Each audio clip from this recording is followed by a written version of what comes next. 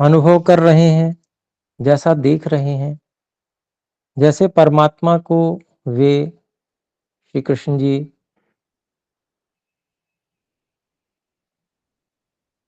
अपनी विचार शक्ति के द्वारा जान रहे हैं, वैसा ही दिव्य दृष्टि के द्वारा अर्जुन को प्रदर्शित हो रहा है। और वो जो एक विकराल प्रलय का सा रूप श्री कृष्ण जी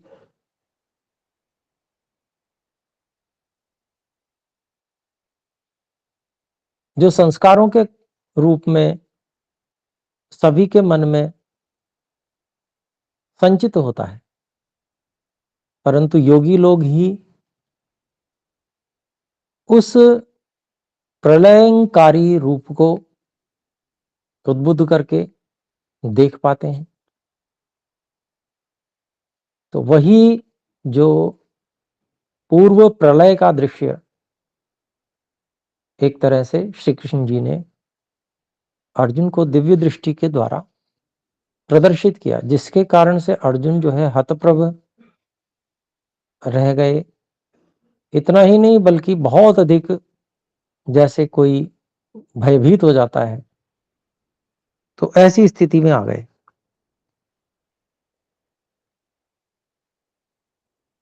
तो इसी बात को अर्जुन जो है वो वर्णन कर रहे हैं कि मैं क्या देख रहा हूं और उससे मेरे ऊपर क्या प्रभाव पड़ रहा है। तो ऐसा आइए 31वें श्लोक को देखते हैं।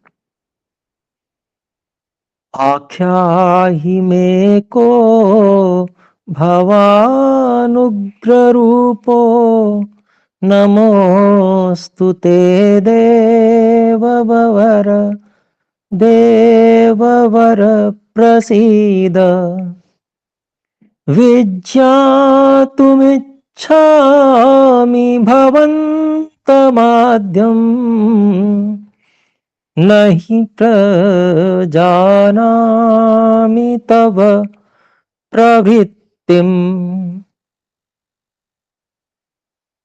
तो आख्या ही में कह भवान उग्ररूपः नमः अस्तु ते देववर प्रसीद विज्ञातुम इच्छामि भवन्तम आद्यम न ही प्रजानामि तव प्रवृत्तिम।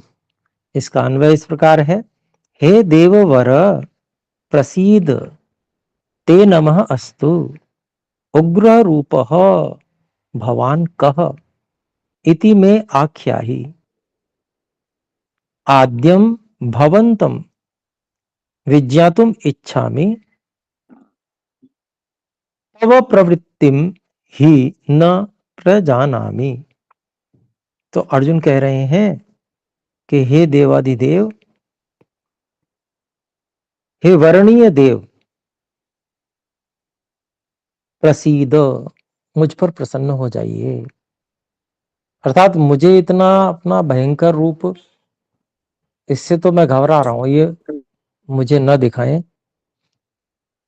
ते नमः अस्तु, आपको मैं नमन करता हूं। जब किसी की सत्ता को, किसी के बल को, किसी की शक्ति को कोई स्वीकार कर लेता है तो उसके सामने नमन नतमस्तक हो जाता है। तो पूछ रहे हैं कि आप इतने उग्र रूप वाले कौन हैं। इति में आख्या ही, ऐसा मैं आपसे पूछ रहा हूं। और भवंतम, आपके आद्यम, आपके मूल रूप को मैं विज्ञातुम इच्छा में जानना चाहता हूं। तब प्रवृत्तिम ही न प्रजानामि, आपका जो ये इतना भयानक विकराल कर्म है उसको मैं, उसके कारण इत्यादि को मैं नहीं समझ पा रहा हूं। अर्थात आपका जो ये भयानक कर्म दिख रहा है सर्वत्र, इस प्रवृत्ति को, आपकी इस प्रवृत्ति को मैं समझ नहीं पा रहा हूं। तो ऐसा प्रश्न किया उन्होंने, अर्जुन ने। तो अब यहां पर श्री कृष्ण जी जो है अपने शब्दों में अभिव्यक्त कर रहे हैं, बता रहे हैं वही जो वो स्वयं अनुभव करते हैं, वही जो जैसा परमात्मा को वो जानते हैं वैसा ही स्वयं उसको अभिव्यक्त कर रहे हैं। कालोस्मि लोक क्षयकृत प्रवृद्धो लोकान् समाहर्तुमिह प्रवृत्तः ऋतेऽपि त्वां न भविष्यन्ति सर्वे येव स्थिताः प्रत्यनीकेषु योधाः। तो कहते हैं कालः अस्मि लोकक्षय कृत प्रवृद्धः लोकान् समाहर्तुम् इह प्रवृत्तः ऋते अपि त्वां न भविष्यन्ति सर्वे ये अवस्थिताः प्रत्यनीकेषु योधाः। तो इसका अन्वय इस प्रकार से कहते हैं, यहां पर फिर से वही मैं स्मरण दिलाना चाहूंगा कि श्री कृष्ण जी जो अहम शब्द का अस्मि हूं ये जो प्रयोग कर रहे हैं, ये प्रयोग जो अपनी अंतर आत्मा परमात्मा को अपने अंदर व्यापक समझते हुए इसका प्रयोग कर रहे हैं। अर्थात जो बात अंदर से आ रही हो उसके लिए जब वह व्यक्ति परमात्मा के स्वरूप को अनुभव करता है तो वो स्वयं को भूले जैसा रहता है, तो वह उसी परमात्मा के स्वरूप को मैं के रूप में कहता है। तो उसी रूप में यहां पर श्री कृष्ण जी कह रहे हैं और इस बात को वो पहले बता भी चुके हैं 6ठे अध्याय के अंतिम श्लोक में। तो यहां पर कहते हैं अहम लोक क्षयकृत इह लोकान समाहर्तुम प्रवृत्तः कालः अस्मि प्रत्यनीकेषु ये योधाः अवस्थिताः ते सर्वे त्वां ऋते अपि न भविष्यन्ति। तो कहते हैं श्री कृष्ण जी अहम मैं अर्थात मेरी अंतरात्मा जो परमात्मा वो कैसी है, लोक क्षयकृत इस सारे संसार को का नाश करने वाली, यह लोकान समाहर्तुम प्रवृत्तः कालः यह जो मेरी अंतरात्मा है यह ये सारे लोगों को का समाहार करने के लिए जो प्रवृत्त काल है वो है ये मेरी अंतरात्मा।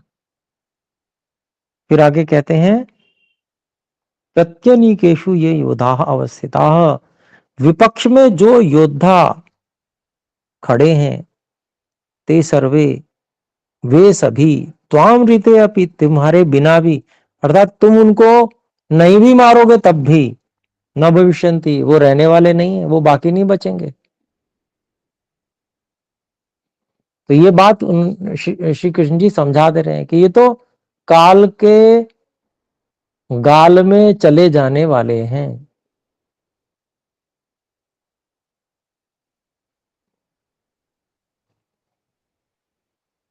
फिर आगे कहते हैं, देखिए अगला श्लोक देखते हैं।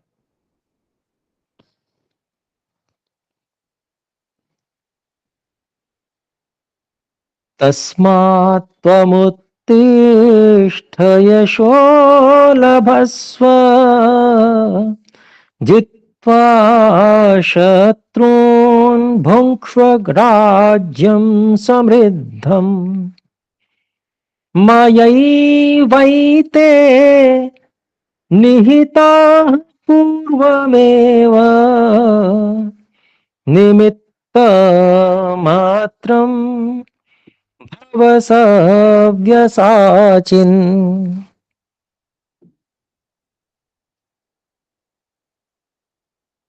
तो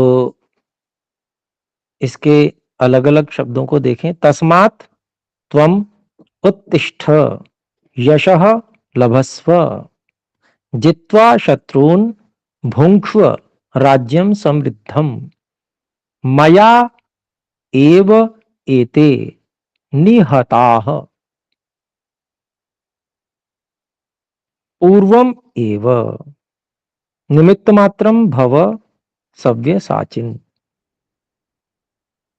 बाएं हाथ से भी जो उसी प्रकार से बाणों को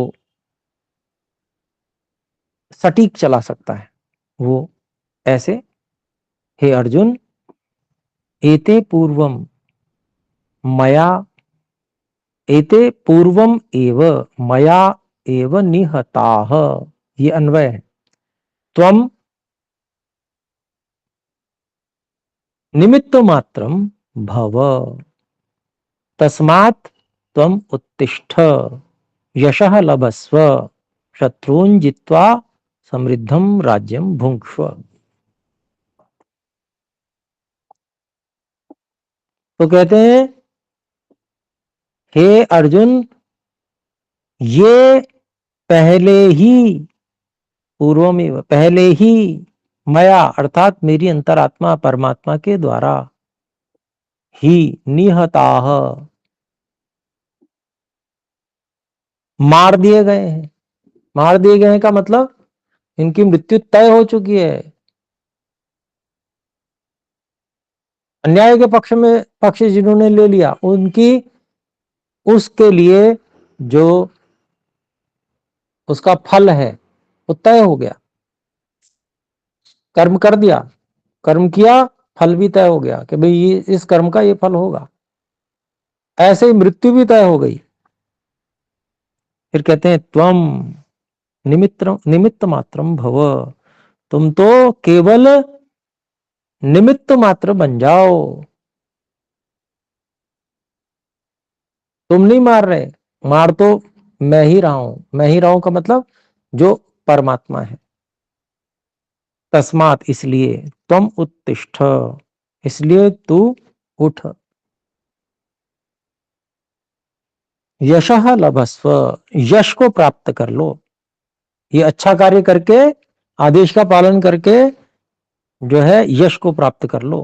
और शत्रुन हित्वा, शत्रुओं को, धर्म के शत्रुओं को जीत कर, जित्वा समृद्धम राज्यम भुंक्ष्व, समृद्ध राज्य का भोग करो।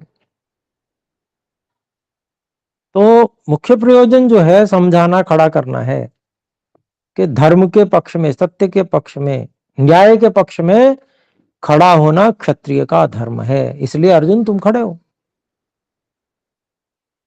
न्याय, मुख्य न्याय तो परमात्मा ही करते हैं, परंतु परमात्मा ने वेद में क्षत्रियों को न्याय करने का आदेश भी दिया हुआ है। तो परमात्मा के कार्य में परमात्मा का सहयोग मात्र करने का एक, जैसे हम नाटक सा कर रहे हैं, अपनी इच्छा को ईश्वर की इच्छा में मिला दे रहे हैं, तो ये मात्र कर रहे हैं, केवल नाटक मात्र कर रहे हैं। कार्य तो होगा, वो हम नहीं करेंगे तब भी होगा। ईश्वर ने जो कार्य सुनिश्चित कर दिया, परमात्मा ने जो कार्य सुनिश्चित कर दिया, तो अगर हम नहीं करेंगे तो क्या वो होगा नहीं?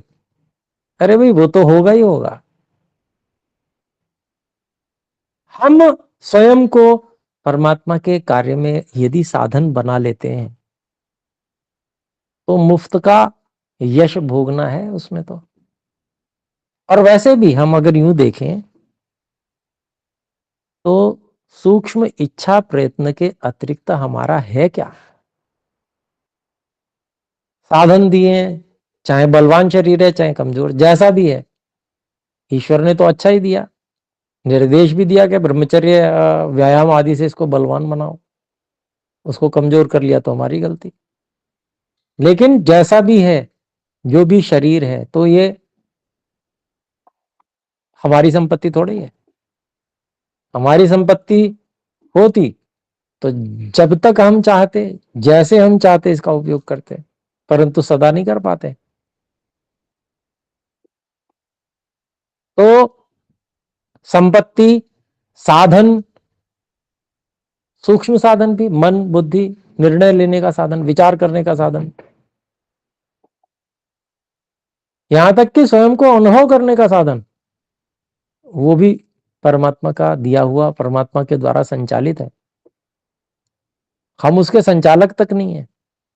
हमें ये तक होश नहीं है कि ये साधन है कहां। संचालन करने की बात तो बहुत दूर की बात है। हम तो केवल इच्छा प्रयत्न मात्र करते हैं और कार्य होने लगता है, और उसको हम ये समझने लगते हैं कि मैंने किया। तो ये अभिमान छोड़ो और परमात्मा की राजी में अपनी जो इच्छा और प्रयत्न वाली राजी है, केवल उतना मिला दो और खूब यश भोगो। बस ये संदेश है कि तुम किसको मान रहे हो अपना, कि अन्याय के पक्ष में खड़े होने वाले लोग हैं। तो इसलिए परमात्मा इनके साथ कभी भी नहीं है। तुम तो परमात्मा के साथ हो जाओ, परमात्मा के न्याय के साथ हो जाओ। परमात्मा ने तो न्याय करना ही है, तुम तो खाली बीच में थोड़ा सा लाभ उठा लो अपना।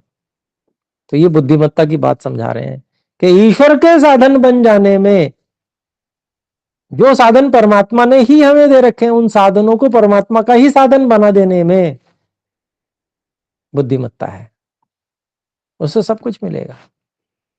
तो ये जो बात है बहुत जबरदस्त है, जो श्री कृष्ण जी बता रहे हैं परमात्मा से जुड़कर। आइए देखते हैं आगे 34वां श्लोक। अब और ज्यादा स्पष्ट रूप में बताएंगे। द्रोणं च भीष्मं च जयद्रथं च कर्णं तथान्यानपि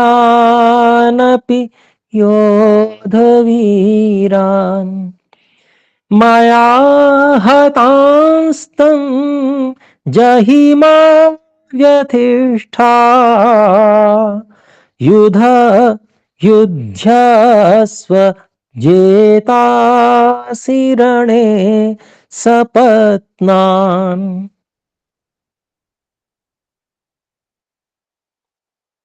तो अलग अलग देखें। द्रोणम च भीष्मम च जयद्रथम च कर्णम तथा अन्यान अपि योधवीरान मया हतान त्वं जहि मा व्यतिष्ठा युध्यस्व जेतासि रणे सपत्नान। जो शत्रु कह रहे हैं, शत्रु कौन है? जो अन्यायकारी है, वही शत्रु है।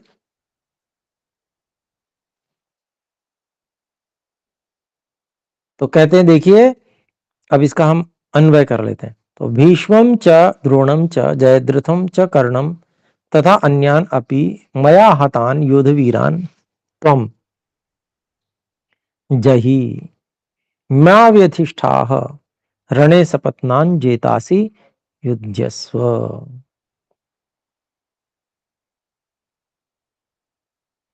तो कहते हैं श्री कृष्ण जी, ये जो सामने भीष्म खड़े दिख रहे हैं, जिनको तुम दादाजी समझते हो, द्रोण जिनको गुरुजी समझ रहे हो, जयद्रथ, कर्ण, बड़े बड़े वीर हैं जो, और अन्य भी जो बड़े बड़े योद्धा वीर हैं, उनको भी मेरे द्वारा, अर्थात मेरी अंतरात्मा जो परमात्मा, परमात्मा के द्वारा मारा हुआ जान लो।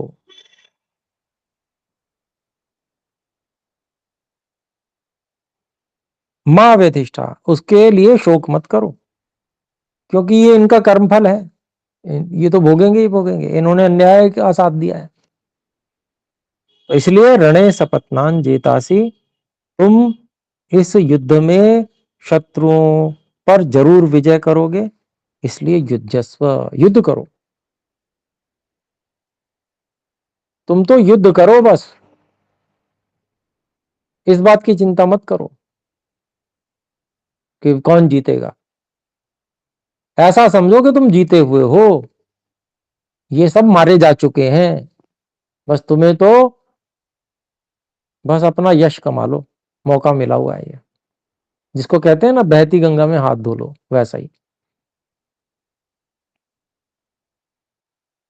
तो यहां पर इतना जो है श्री कृष्ण जी का बताया गया। इसके बाद में संजय जो है वो सुना रहे हैं। संजय के मुख से महर्षि वेदव्यास जी श्लोक बुलवाते हैं। देखिए, एतत् श्रुत्वा वचनं केशवस्य कृताञ्जलिर्वेपमानः किरीटी नमस्कृत्वा भूयवाह कृष्णं सगद्गदं भीतः प्रणम्य। तो कहते हैं कि एतत् श्रुत्वा वचनम केशवस्य कृतांजलिः वेपमानः किरीटी नमः कृत्य भूय एव आह कृष्णम स गदगदम भीतः प्रणम्य। इसका जो अन्वय इस प्रकार से है, केशवस्य एतत् वचनम श्रुत्वा वेपमानः कृतांजलिः किरीटी नमस्कृत्वा कृष्णं भूयः एव स गदगदं भीतः प्रणम्य एवं आह। तो संजय जी बता रहे हैं कि श्री कृष्ण जी के इस वचन को सुनकर कांपते हुए जुड़े हाथों से कृतांजलि अर्जुन जी ने नमन करके, श्री कृष्ण जी को बार बार नमन करके और गदगद कंठ से, जैसे वाणी से उच्चारण नहीं हो पाता ना जब व्यक्ति गदगद होता है, और डरते हुए नमन करते हुए यह बात कही। क्या कहा, तो वो अगले श्लोक में हम अगली कक्षा में पढ़ेंगे। अभी समय हो गया है, तो आइए मिलकर एक बार ओम का उच्चारण करें। ओम।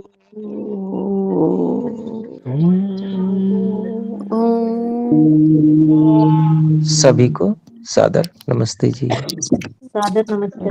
नमस्ते आचार्य।